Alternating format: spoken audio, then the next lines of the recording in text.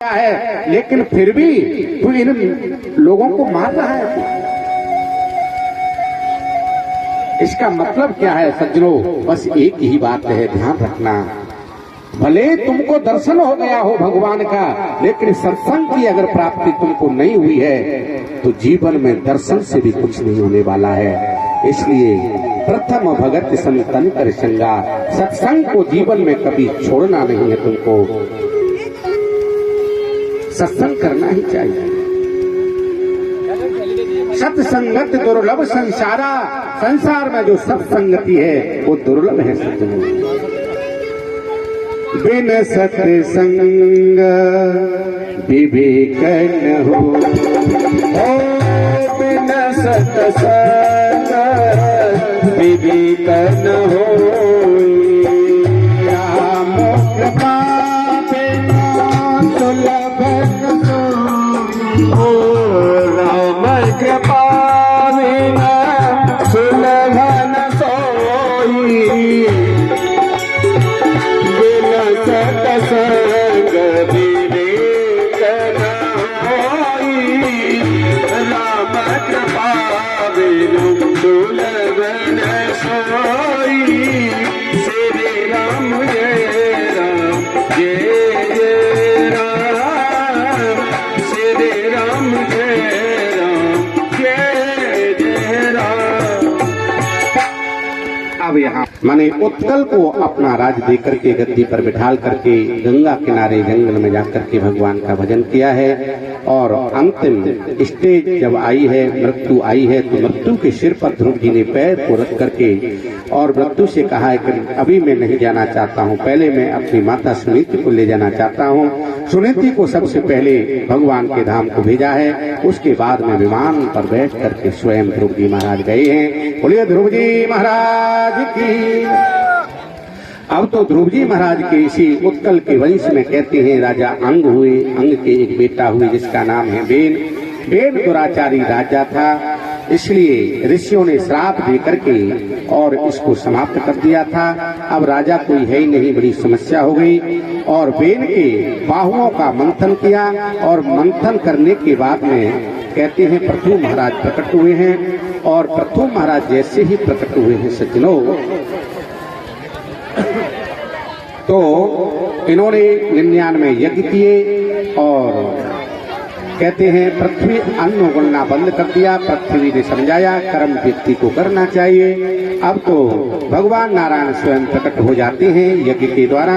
भगवान नारायण ने पृथ्वी से कहा क्या वरदान प्राप्त करना चाहते हो? उन्होंने कहा महाराज मुझे कथा में ऐसी गति हो जाए कि 10,000 कानों की श्रवण करने की शक्ति मेरे कानों में आनी चाहिए।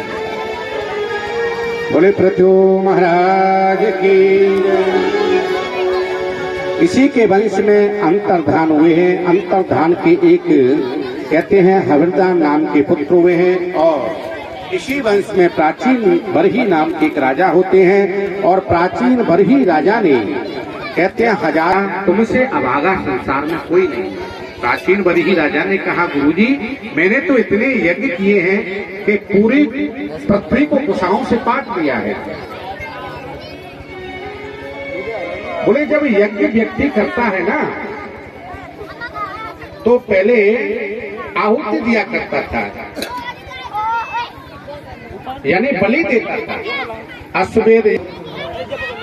लेकिन नारद जी ने कहा कि ये तुमने अच्छा नहीं किया है। जिसने तुमको मारा है वो तुमको भी तो मारने के लिए आएंगे।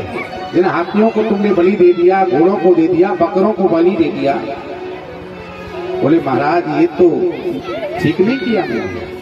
बोले देख अब तो योग दृष्टि के द्वारा आकाश मंडल में आज प्राचीन बरही राजा को सब कुछ दिखा दिया है। बोले खड़ग लेकर के सभी हाथी घोड़े सब खड़े हुए हैं कि आकर के देख तब तेरी हम मृत्यु करेंगे। इसका मतलब क्या है सज्जनों? दो ही शास्त्र में बात लिखी है दो, 4 वेद 6 शास्त्र में बात लिखी है दो। दुख देवे दुख होत है, सुख दे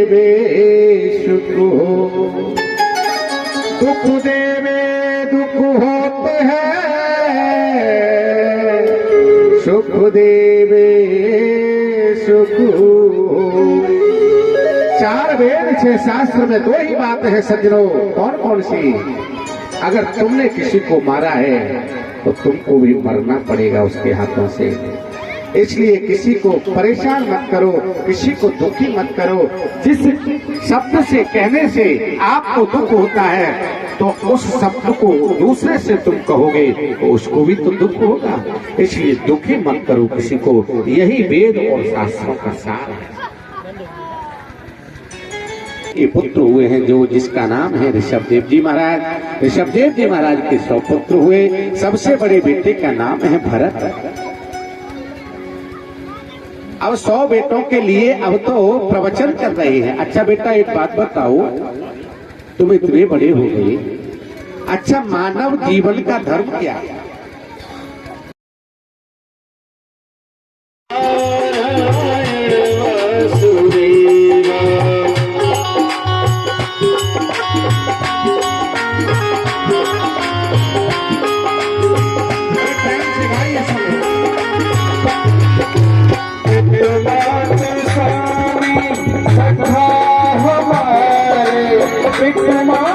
स्वामी सखा हमारे, हे नाथ नारायण वासुदेव, कृष्ण गोविंद हरे मुरारी, हे नाथ।